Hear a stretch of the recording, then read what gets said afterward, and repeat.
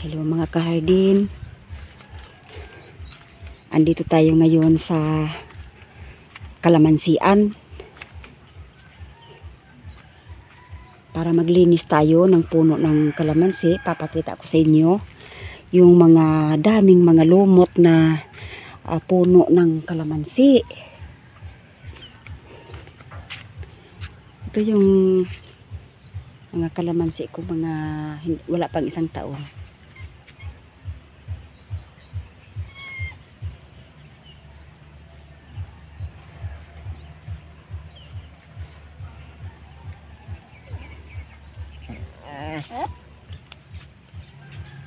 Dito tayo sa mga matataas na kalamansi dahil itong mga matataas ay dapat na itong palaging lilinisan yung kanilang puno.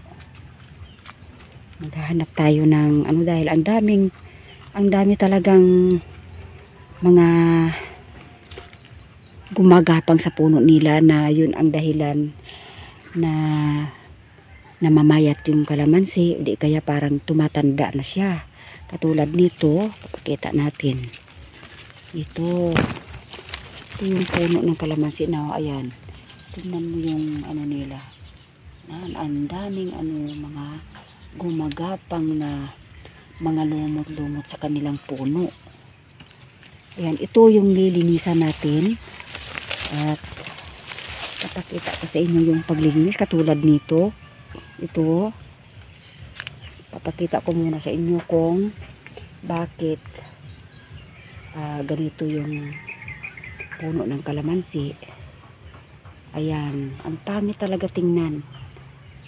Ayan, ang dami nila. Kaya ito yung pagtutuunan natin ng pansin kung paano natin ito malilinis yung kanilang puno, dahil parang ang daming mga puno na ganito yung plastada nila. Napakapangit talaga. Ito, mag-uumpisa na tayo sa paglilinis.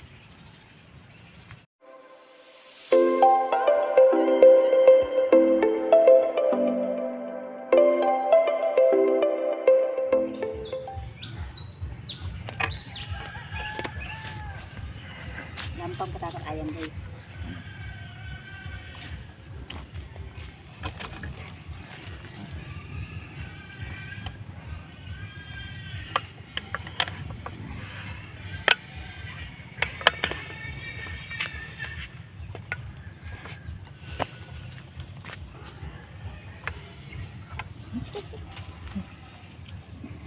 Boleh ambil tu bubi. Okay.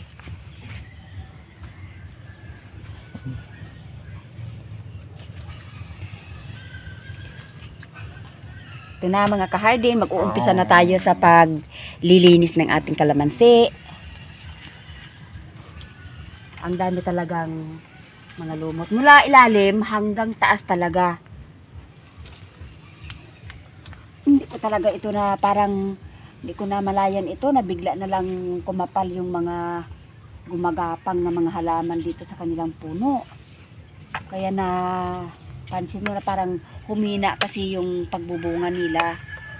Pero mayroon namang mga puno na maraming namumulaklak. Pero pag napansin ko na pag halimbawa na maraming tumutubo sa kanilang puno, ay humihina siya sa pagbunga. Inaagaw kasi yung nutrient na gumagaling sa lupa, na sa halip na pupunta sa kanilang bunga ay napupunta sa ibang mga tumutubo na mga damo. Ito, umpisahan natin dito mula puno. Itong aking knife na ginagamit kasi walang ito, pero kabilaan kasi ito at pwede itong kabilaan ang paggamit. Pwede kung halimbawa na kailangan mo yung matalas na mayroon kang puputulin na sanga ng mga patay, pwede rin. Pero pag halimbawa na pangkuskus lang ay yung sa likod niya, pwede. Katulad nito, parang hindi masira yung kanilang balat ng kalamansi, ay yung gagamitin ko ay yung likod ng knife. Tulad nito. Ayan, kikis-kisin. Ito. Ipakita, o ayan, kikita niyo. Ganito kakapal yung mga damo-damo na tumutubo sa puno nila. Ang kapal, sobrang kapal. Ito.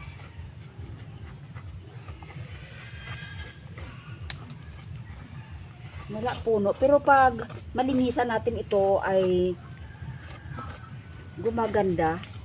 Maabutan siya ng mga isang buwan, babalik yung sigla ng kalamansi natin. Ito yung dahilan kung bakit yung kalamansi natin ay parang mamamatay na o di kaya namumula yung kanilang mga dahon. Ito yung dahilan. Pero sa mas maaga pa, ay dapat ay maagapan ito sa pagtanggal itong mga tumutubo na ito. Huwag na nating antayin pa na maapektuhan yung puno ng kalamansi at saka yung mga dahon nila. Ito, siguro hindi pa naman sila naapektuhan masyado dahil ay itong aking kalamansi ay alagang-alaga ko talaga sa pagdadamo kaya hindi talaga kumakapal yung damo dito sa puno. Kaya hindi sila kaagad maapektuhan. Pero sa matagalan, pag hindi natin kukunin ito, ay talagang mamamatay sila. Ayan. Ayan o.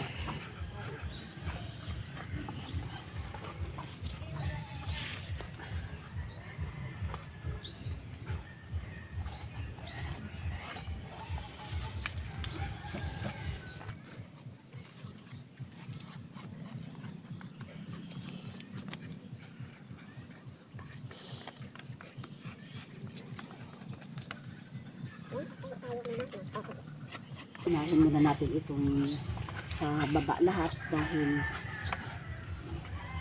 pag makatayo tayo ay nasa taas naman yung kukunin natin. Paikot talaga sila. Ito sa kabila ganun din.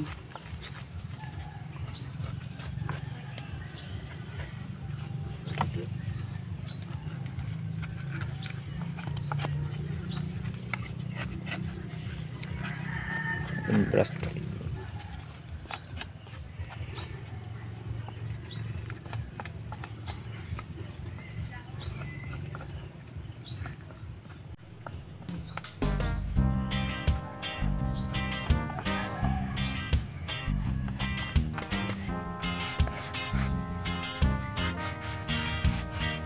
Pag halimbawa na matanggal na ito,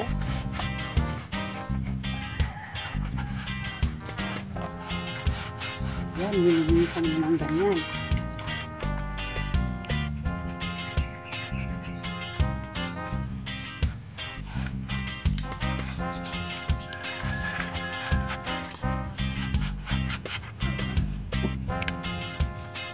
Kapag naglilinis ka ng mga damo sa kanilang balat, ay pag madaanan mo itong mga patay na sanga, ay kukunin mo na itong mga ganyan.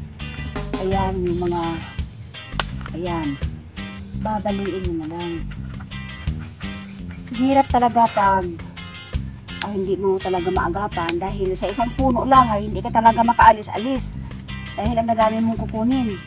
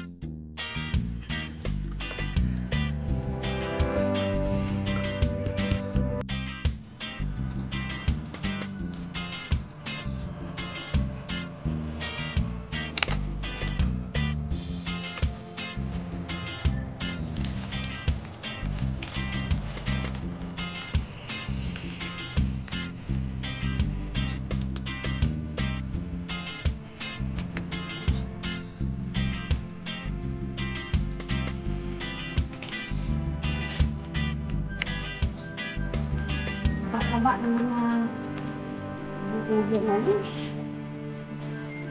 Yan, oh. Ang taba nila. Yan, taba talaga. Tumakapal.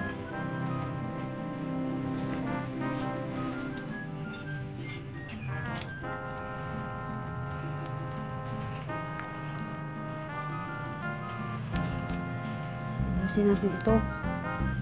Dahil pag may maiwan na mga maliliit, ay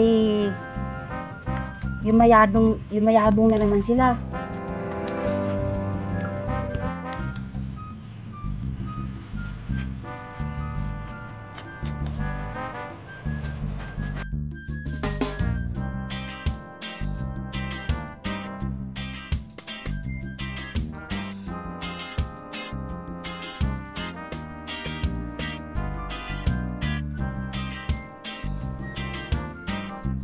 Na-experience ko ito na tinatanggal ito dahil yung mga magulang ko ay maliit pa ako, mayroon na kaming kalamansi.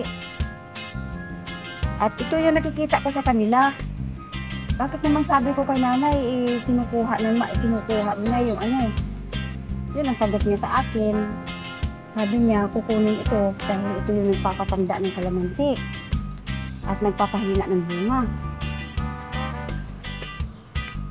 Kaya hanggang ngayon ay dala-dala ko pa rin yung sinasabi sa akin ng mga magulang ko tungkol sa pag-aalaga ng kalamansi.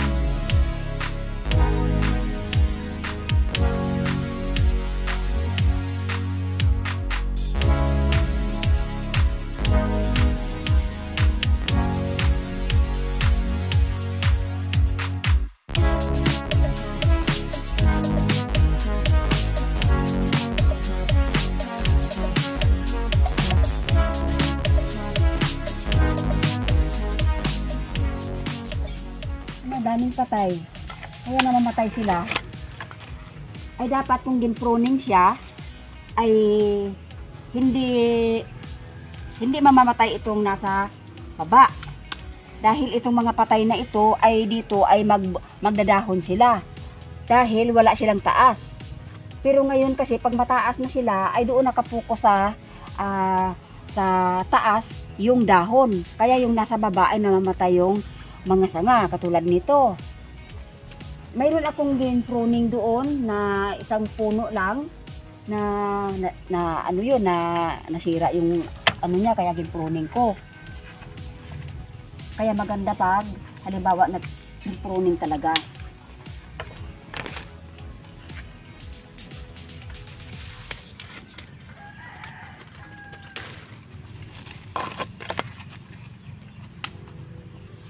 Daming patay na sana sa baba. Kaya dapat pag maglinis ay sabay-sabay mo na yung mga patay na sana. Dito kita mo. Ayan pakita mo yung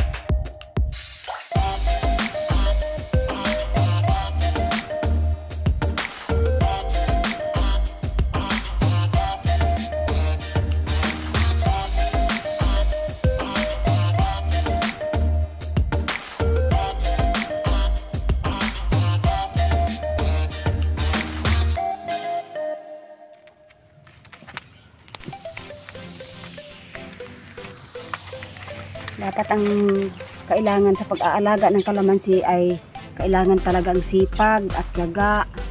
Pagtitiisan mo sila dahil maraming mga sanga, yung mga maliliit na pwede mong tanggalin.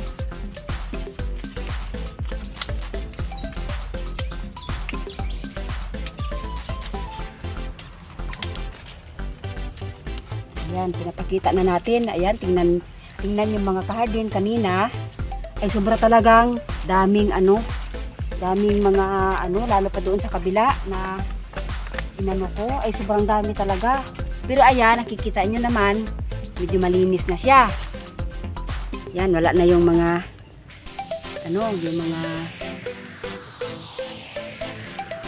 mga damo.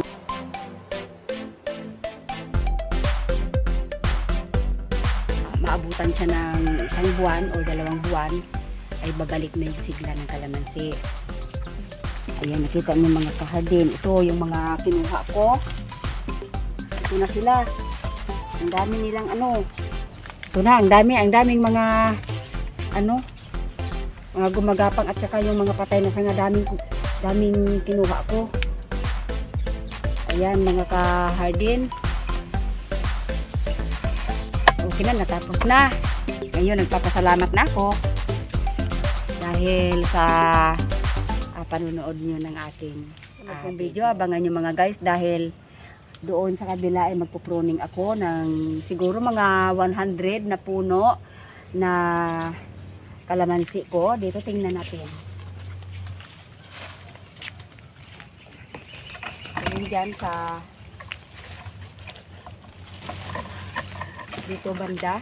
Ito mag-iisang taon siya ay mag-uumpisa ako sa susunod na linggo sa pag-pruning ng aking mag-iisang taon na kalamansi.